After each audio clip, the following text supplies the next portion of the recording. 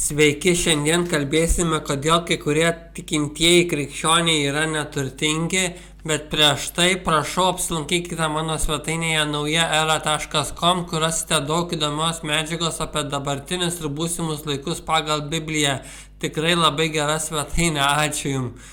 Taigi, jeigu prieš tai dar noriu pasakyti, kad krikščioniškose bažnyčiose labai dažnai nužiūrima į žmonės, pavyzdžiui, jeigu ateina koks neturtingas žmogus, tai visi galvoja, oi čia nobody, žodžiu, kad Dievas nemyli jo ar jos ir panašiai, bet Dievo keliai yra virš mūsų kelių.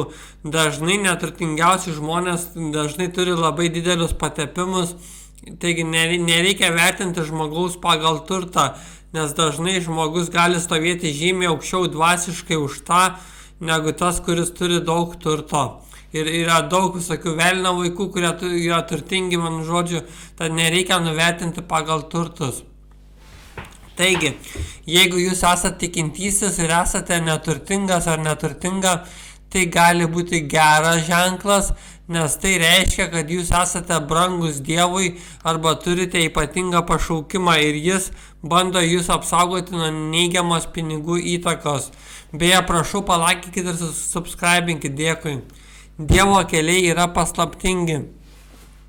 Pavyzdžiui, dauguma Dievo, tų vadinamųjų chosen ones, ypatingų Dievo tarnų, jie dažnai gyvena automobiliuose, turi skolų, prašo visų pinigų YouTube ir apskritai gyvena skurdžiai.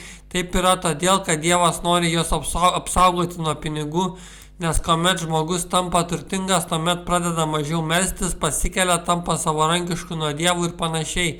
Tad Dievas dažnai padaro savo mylimiausius neturtingais, kad jie pasitikėtų Dievu, o ne pinigais.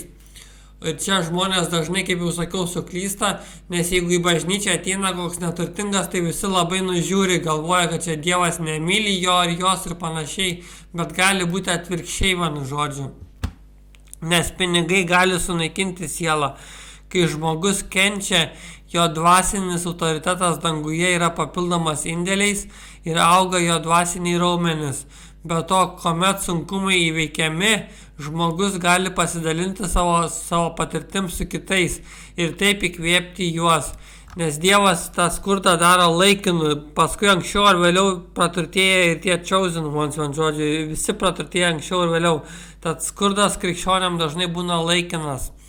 Biblija sako, juk auksas išbandomas ugnyje, o žmonės, kuriuos Dievas laiko vertais, pažeminimo krosnyje.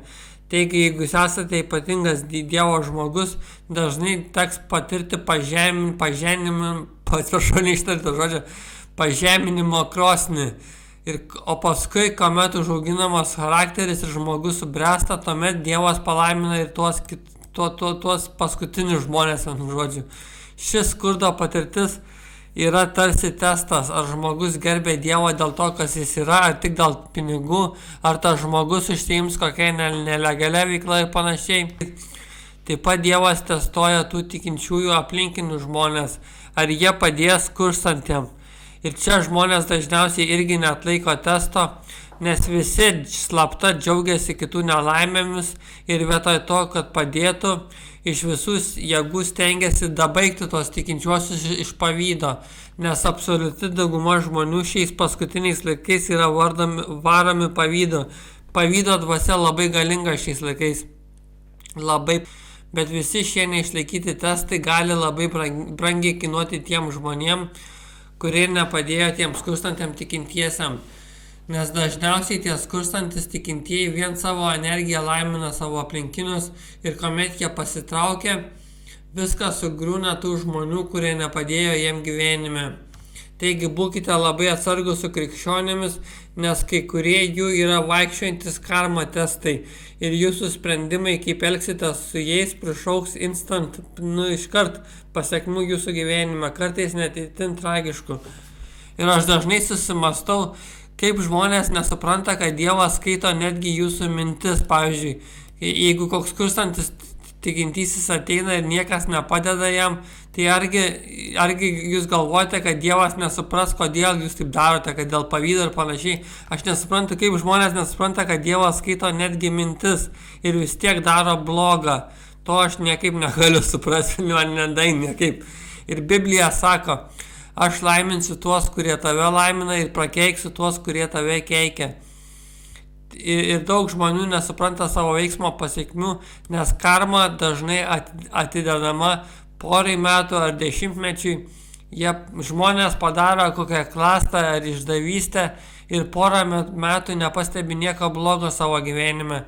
Tuomet jie pradeda švęsti, kad išsisuko nuo bausmės, kad aš neliečiamas ir panašiai, bet dažniausiai kuo didesnis tarpas nuo to vadinamo zbitko iki bausmės, tuo žiauresnė yra bausmė.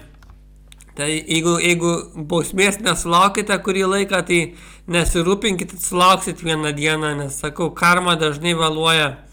Ir karma tikrai nepameta jūsų čekių ir jis sumoka su palūkonomis ir geromis palūkonomis. O jeigu dar prikrečiate ko nors kai kuriem krikščioniam, tai jūs tikrai nenorėsit sužinot, kokie bausmė nuo visatos. Beje, dar viena priežastis finansiniam prakeiksmam yra nuodėmės. Pavyzdžiui, labai daug žmonių nežino, kad apkalbos yra labai rimta nuodėmė. Naujasis testamentas, man atrodo, mažiausiai 2-3 kartus mini, kad apkalbos yra nuodėmė. Senajam testamente iš viso paminėta, kad sunaikinsiu tą, kuris apšmeiš artimą, tad apkalbos yra be galo rimta nuodėmė ir dauguma žmonių tai ignoruoja, nes smagu paplepėti.